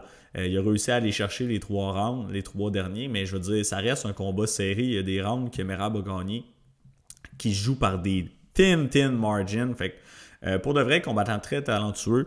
Tantôt, je vous ai montré rapidement la table de stats pour Almeida. On n'ira pas nécessairement, mais Umar, toutes ses statistiques là, flawless, sont tellement belles, là, que ce soit son volume debout, sa précision, sa défensive, son nombre de takedowns par 15 minutes, son takedown defense, je veux dire, le gars, toutes ses stats, là, c'est vraiment là, au top. Et ça se reflète dans ses fights. Umar, c'est un combattant extrêmement complet. Il a un super bon striking. Il est polyvalent avec les genoux, les kicks. Il mixe bien la boxe aussi. Bon footwork, il se déplace bien. Autant dangereux debout que s'il décide d'avoir un game plan de lutte, ben il va être efficace debout certainement, mais ultimement, il va être capable de faire ses setups pour aller chercher ses takedowns. Il est dangereux au sol également. Bon top game, bon contrôle. Il peut aller chercher justement des subs à temp également. Fait que pour de vrai, là, il y a Merab dans la division, puis à mon avis, il y a Umar juste en dessous qui est l'autre combattant le plus sharp. 18-1, sa seule défaite, c'est contre The Machine, no shame. Puis de l'autre côté, on a Mario Bautista. Honnêtement, excellent fighter aussi. Regardez ça, la streak qui est en ce moment. Là. Il a perdu son Dana White, non, c'est pas Contender Series, mais premier combat, il a perdu contre Corey Sandhagen. C'est un tough début au UFC, on va se le dire. Là. Mais après ça, 1, 2, 3, 4, 5, 6, 7, 8 victoires de suite. Contre certains adversaires de bon niveau. José Aldo, c'était un thinker. Le monde, il eut encore cette performance-là. Il a juste poussé Aldo pendant 15 minutes contre la cage. Honnêtement, c'est pas... elle pourrait être dans la playlist des Snoozer Fest, celle-là. Dernière performance, il a battu Patchy Mix. Patchy Mix, on sait maintenant de quoi il a l'air au UFC. Je veux dire, on parlait du combat contre Merab qui age well. Cette victoire-là, elle age pas super well, on va se le dire. Là. Fait que tu sais, Bautista, qui est un autre combattant complet, qui est dans un bon camp, s'entraîne avec des gars solides, peut opérer debout aussi, comme au sol, un peu à la Omar, mais j'ai l'impression qu'il est juste un step derrière dans tous les éléments. Donc, même s'il est super doué, Omar, je pense qu'il est une coche au-dessus là, partout. Omar va être capable d'avoir le meilleur des échanges debout. Même si les deux ils touchent, les deux ils ont un bon volume, des belles combines, je pense que Omar va placer probablement les coups les plus significatifs, qui va en placer plus. S'il y a quelqu'un qui doit avoir des takedowns ici, je crois que ça va être Omar qui va les avoir pour aller sceller les rounds. Fait que honnêtement, j'ai pas besoin d'élaborer beaucoup plus que ça pour ce duel. Si Bautista est bas Omar Nurmagomedov, c'est un énorme upset. Puis he's the real motherfucking deal. Mais écoutez, les chances que ça arrive, là, et je suis pas sûr du tout. Pour vrai, je pense que Omar va gagner. Probablement décision unanime, assez convaincante. À Abu Dhabi en plus, là, ça me surprendrait bien gros là, que Bautista il remporte la décision. Même si c'est serré, là, bonne chance. Donc Omar pour la win, Bautista qui prend un petit step back. Ça me surprendrait même pas là, si c'est le cas qu'on voit un genre de Bautista contre Ayman Zahabi dans le futur. Ça pourrait être un match-up là, qui pourrait arriver à mon avis. Fait que donnez-moi Omar Nurmagomedov pour la win et je dirais décision unanime rapidement comme ça. Demi-finale, la gang, ça monte, on va la voir. On a Virna Jandiroba versus Mackenzie Dern pour la ceinture vacante des 115 livres. La championne passée, elle a décidé de monter à 125 livres pour affronter Valentina, si je me trompe pas. Fait que bref, combat de ceinture un peu inattendu. Il y a même beaucoup de gens qui critiquent ce title shot-là comme étant un title shot qu'on ne voulait pas voir. Mais bon, que voulez-vous? On va faire avec, puis on va le breakdown comme tous les autres. Au niveau de l'âge, il y a Virna, 37 ans, plus âgé, 32 Dern, 115-115. Un pouce de plus grand pour Dern et un pouce de plus de portée pour Jandiroba. Si on regarde 70-30 pour la communauté. Petit tour pour les odds, vite fait. Mackenzie, moins 155, Virna, plus 135, donc ça s'est resserré un petit peu. Fun fact, si vous ne saviez pas, les deux se sont déjà affrontés. Ça fait un petit moment, c'était en quelle année? On va aller voir. Dern contre Virna. En 2020, les deux sont affrontés et c'est Mackenzie qui a eu le dessus. Et honnêtement, mon pick, c'est Mackenzie encore. Je m'attends à ce qu'elle emporte la victoire. Si on regarde de façon style versus style, là, on a deux grapplers de prime abord. Ce sont deux combattantes qui sont très bonnes en jiu-jitsu. Grappling excellent, très haut niveau. Et dans tous leurs combats, ce qu'elles cherchent à faire principalement, c'est d'amener le combat au sol et de soumettre leur adversaire. Ils ne réussissent pas toujours, là, évidemment. On voit Dern, vous voyez, là, une décision ici, elle s'est fait knocker contre Andrade, on revient dans pas long. Là. Mais bref, décision. Fait qu'elle a pas une tonne de sub lately. Plutôt en carrière contre du lower level, elle en avait facilement. C'est un petit peu la même chose là, pour Virna. Je veux dire, regardez, au début, elle a eu 2 subs dans ses 2 premières wins au UFC level. Mais après ça, là, beaucoup de décisions. Elle en a eu une contre Amanda Lemos. Ça look bien, là, il faut lui donner. Ça, c'est clair. Puis avant de regarder un petit peu lately ce qui est arrivé avec eux, leur premier affrontement, justement, on le voit souvent dans ce genre de combat-là, les grapplings vont s'annuler de façon... Souvent, quand on a 2 gros grapplers qui se font face, pardon, ça s'annule et on voit plus un petit peu du striking. C'est ça qui est arrivé dans le premier affrontement. Là, si on va regarder ici, vous voyez, c'est même Dern qui a tenté des takedowns. J'étais surpris quand j'ai réécouté le fight. Virna, un seul. Pourquoi je suis surpris, en fait? C'est parce que je donne l'avantage debout à Mackenzie, puis quand même une bonne marge. Là. Autant je crois qu'au sol, c'est extrêmement serré, que Dern a l'avantage debout. Fait que j'étais surpris de l'avoir shooté des takedowns. Mais on s'entend, ça fait quand même 5 ans de ça. Là, c'est plus la même combattante. Vous voyez, au niveau du striking, Dern, 28-19, premier round, 25-20 à l'hard strike, les 5 rounds. Et il y a 2 moments même, si je ne me trompe pas, au 3e round et au premier, où est-ce que Mackenzie elle touche Virna avec des coups assez solides, là, pas pour la knockdown, là, mais Virna qui est un peu submergée, puis on voit qu'elle est plus trop à l'aise là, dans 2 séquences, là, ça arrive. Puis Dern qui avait pas un striking, elle n'a pas un striking flawless encore nécessairement, mais elle a énormément amélioré sa boxe. Puis ça paraît. Je veux dire, allez voir les combats de Mackenzie Dern en 2020, puis allez écouter ses derniers fights. Vous allez voir que c'est le jour et la nuit.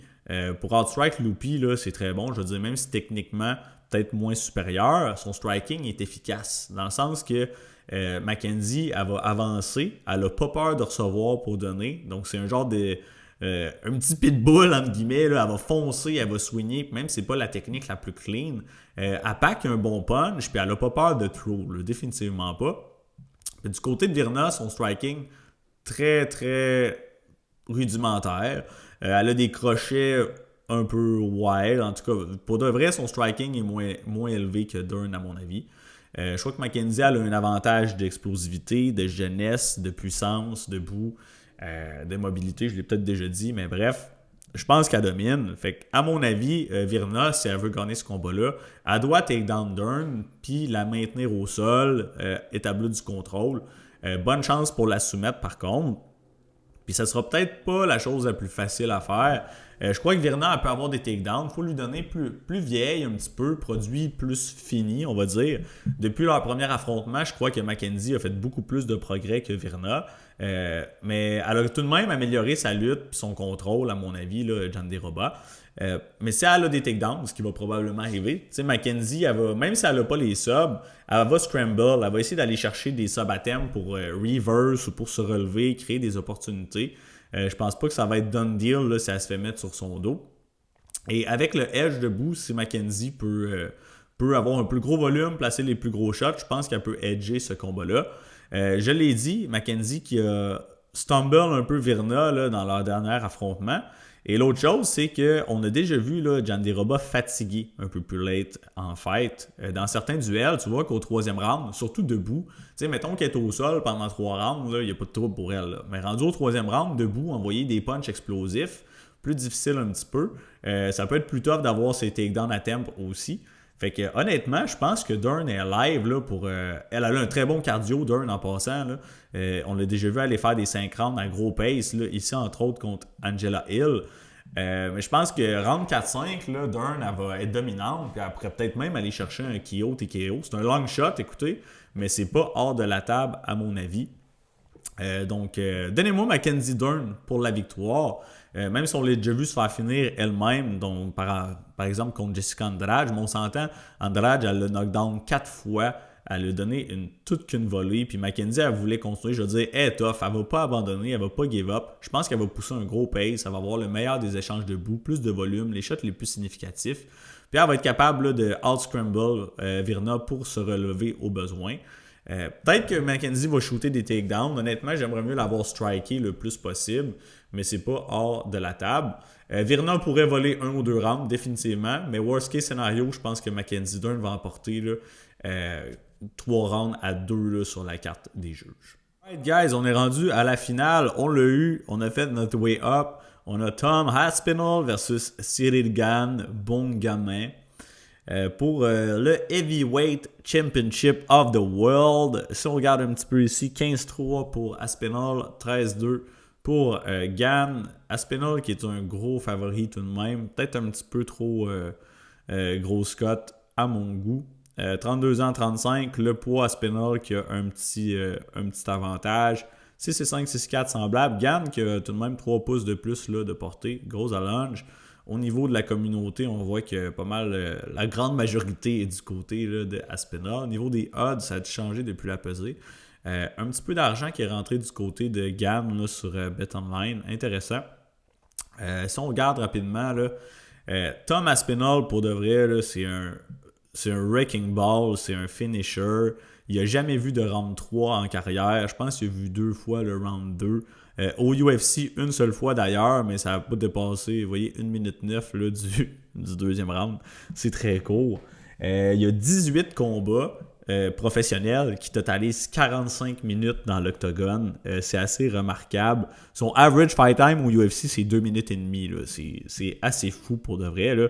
Puis de l'autre côté, il y a Cyril Gane qui a 15 combats pro pour 190 minutes dans l'octogone. C'est 4 fois. 4 fois le temps de Aspinall. Ça donne une petite idée de la différence là, de style puis de finishing threat que les deux mettent sur la table. Aspinall, une seule loss au UFC level contre Curtis Blades. J'étais triste parce que j'avais Tom Aspinall dans ce combat-là. J'avais des bêtes, mais en fait, c'est blessure au genou, un ligament, si je ne me trompe pas, qui déchire dans les premières secondes du combat. Vous voyez, ça a duré 15 secondes. A vengé cette défaite-là à son dernier fight. Quick work de Curtis Blades. En fait, Aspinall, quick work de tout le monde, on va se le dire. Cyril Gane, lui, tout de même chanceux d'avoir un autre shot au titre. Là. On se l'est déjà calé. Ben, on en a déjà parlé là, à d'autres occasions. Là. Bon, vous voyez, il y a eu une belle run au UFC. D'ailleurs, Gane, que j'ai déjà vu combattre au centre Vidéotron là, contre, c'était-tu Adam Diska, je pense.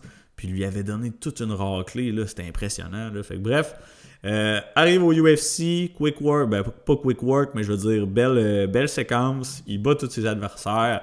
Première défaite, Francis Ngannou. No shame en Ngannou, mais c'est comment qu'il a perdu. Je vous suggère d'aller voir ce combat-là si vous questionnez. Là. Mais il s'est fait out-wrestle, out-grapple par Francis Ngannou. Je pense qu'Ngannou, dans toute sa carrière au UFC, il a eu 5 takedowns. OK? Puis il y a quand même beaucoup de combats au UFC, Ngannou, là, vous voyez, là, je viens de vous le montrer. Mais bref, Ngannou qui a seulement 5 takedowns au UFC level et il y a 4 d'entre eux qui sont contre Cyril Gane. Fait que bref, ça en dit long. Cyril Gane, takedown defense très très très douteuse et get up game également. Aussi son fight IQ au sol, ça c'est à souligner là, parce qu'autant Cyril Gane là, c'est un striker extraordinaire, debout là, c'est une machine extrêmement talentueux, mais qu'au sol on dirait qu'il prend des mauvaises décisions puis qu'il est un peu un fish out of water. Je veux dire, le combat contre Francis Ngannou c'est clairement 2-2 en allant au 5e round. Il s'est fait out-grapple pendant les 2 rounds qu'il a perdu. C'est Cyril Gane qui décide de shooter un takedown. Il l'obtient si je ne me trompe pas. Mais il jump, il essaye d'aller chercher un heel hook ou une sub out of nowhere. Francis Ngannou, il fait juste défend, il se ramasse on top, il domine toute le round sur le dessus. Fait que très douteux là, pour de vrai comme decision making au sol. Après ça, il est revenu contre Tai, grosse performance, mais où est-ce qu'il s'est fait il s'est fait knockdown, blessé gravement pour la première fois de sa carrière, à mon avis. Là. Après ça, contre John Jones. John Jones, il a fait une seule bouchée de Cyril Gane. Il l'amène au sol une première fois, il fait son way up tranquillement, il le ramène au sol une deuxième fois contre la cage, il le insta-tap. Pour de vrai, là, c'est ridicule. C'est probablement une des victoires les plus faciles que John Jones a eues dans sa carrière. Là. Donc, encore une fois, gros red flag, Cyril Gane au sol. Combat suivant, beau knockout contre Sergey Spivak, fine. Et ici, même contre Alexander Volkov, on l'a breakdown tantôt, mais Volkov, c'est un striker. Puis il s'est fait takedown 3 fois là, par Volkov. Volkov, y a-tu des takedowns au UFC? J'ai même pas vérifié. Volkov, un takedown contre Curtis Blades. Quand même bien sur Curtis Blades qui est devenu... OK, il y a eu quelques takedowns en début de carrière, mais vous voyez, si on regarde ici, là, depuis 2020, Alexander Volkov n'a jamais takedown personne. 3 takedowns contre Cyril Gane. Fait que, bref, ça vous donne une petite idée. De l'autre côté, Aspinall, c'est un combattant extrêmement complet, à mon avis. Il peut lancer des bombes debout, il a une solide boxe, il a une bonne précision, il a une bonne vision, il est bon pour sortir de la portée juste avant que les shots touchent, aller contre-attaquer. Excellent striking. Je pense que debout, il est capable de rivaliser avec Gane, définitivement. Mais il est aussi capable d'avoir des takedowns. Vous voyez, il a 100% d'accuracy sur ses shoots. Il n'a pas shooté une tonne de takedowns au UFC. Vous voyez, seulement 4. Mais à chaque fois qu'il en a shooté, il les a obtenus. Donc, très explosif, très athlétique et bon sens du timing là, pour ses entrées. Et aussi, une fois qu'il vous amène au sol, c'est pas pour niaiser là. Okay? Il veut vous terminer assez vite. Bodo, OK, on peut donner un pass, c'est vraiment pas du haut level. Mais pareil, Andrei Arlovski, un takedown, rear naked choke, puis même Alexander Volkov, qu'on a breakdown encore une fois. 2 takedowns, un straight arm lock ou arm bar qu'ils disent ici, là, mais bref, très impressionnant. Puis Tom Aspinall, il est intelligent. Okay? Son fight IQ est élevé. Je vois pas pourquoi il arriverait dans ce combat-là puis qu'il essaierait de se battre aux forces de son adversaire, ce qui est le striking de Cyril Gane. Donc, à mon avis, Tom Aspinall, il va arriver. Oui, ils vont jouer un petit peu debout, ils vont s'étudier, mais aussitôt qu'il va avoir son ouverture, il va shooter son takedown, puis il va essayer d'amener Gane au sol, puis de le quick tap, avoir une fast night, une belle performance rapide, un bonus, and still the champ. Fait que c'est vraiment comme ça que je vois ce combat-là se dérouler. Aspinall qui shoot takedown, qui domine au sol. Ground and pound peut-être, mais je pense pas qu'il va échanger debout pour une période prolongée avec Cyril Gane. Du moins, ça serait un peu dumb. C'est surtout qu'on sait, là, c'est là qui est mauvais Gane. C'est à terre, c'est sur son dos. Maintenant, qu'est-ce qu'il faut souligner? J'en ai parlé dimanche avec Carabine, à décision partagée.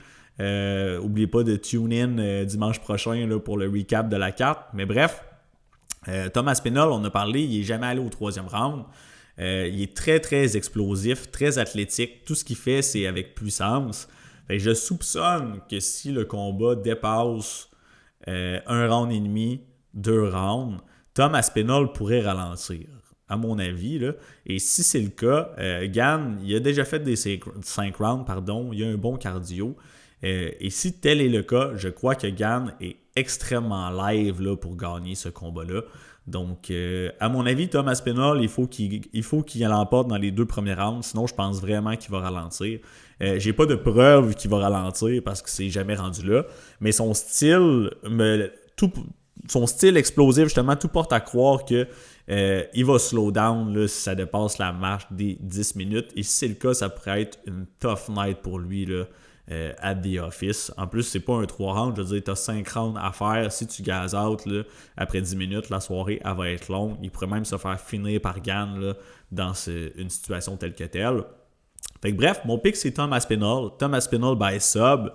Mais comme je vous dis, je me garde une toute petite réserve en raison de ce que je viens de vous expliquer. Mais à mon avis, Tom, il va le finir à assez high clip. Là. Les chances qu'il termine Gane early sont élevés. Fait que voilà, dernière chose, on a parlé de live bet. Tu sais, justement, si vous voyez là, que Aspinall, il domine premier round, première moitié du 2e round, mais qu'il y a des signes de fatigue puis qu'il n'arrive pas à terminer Gane, après 2 rounds à se faire démonter là, ou dominer, on va dire comme ça, Gane, il va être un très très très gros underdog live, fait que ça pourrait être un cas de live bet définitivement. Fait que voilà gang, c'est terminé. Vous avez mon pronostic pour UFC 321, pardon. On va y revenir en détail. Je vais faire un recap là, sur Patreon évidemment. Peut-être que je le mettrai sur YouTube, who knows. Dimanche, on va avoir décision partagée avec le chum Carabine. On va revenir sur la carte des actualités du MMA. Fait que that's it. J'espère que vous avez enjoy. C'est un rendez-vous ce dimanche pour le recap. Sinon, on se revoit la semaine prochaine pour un nouveau breakdown. Peace!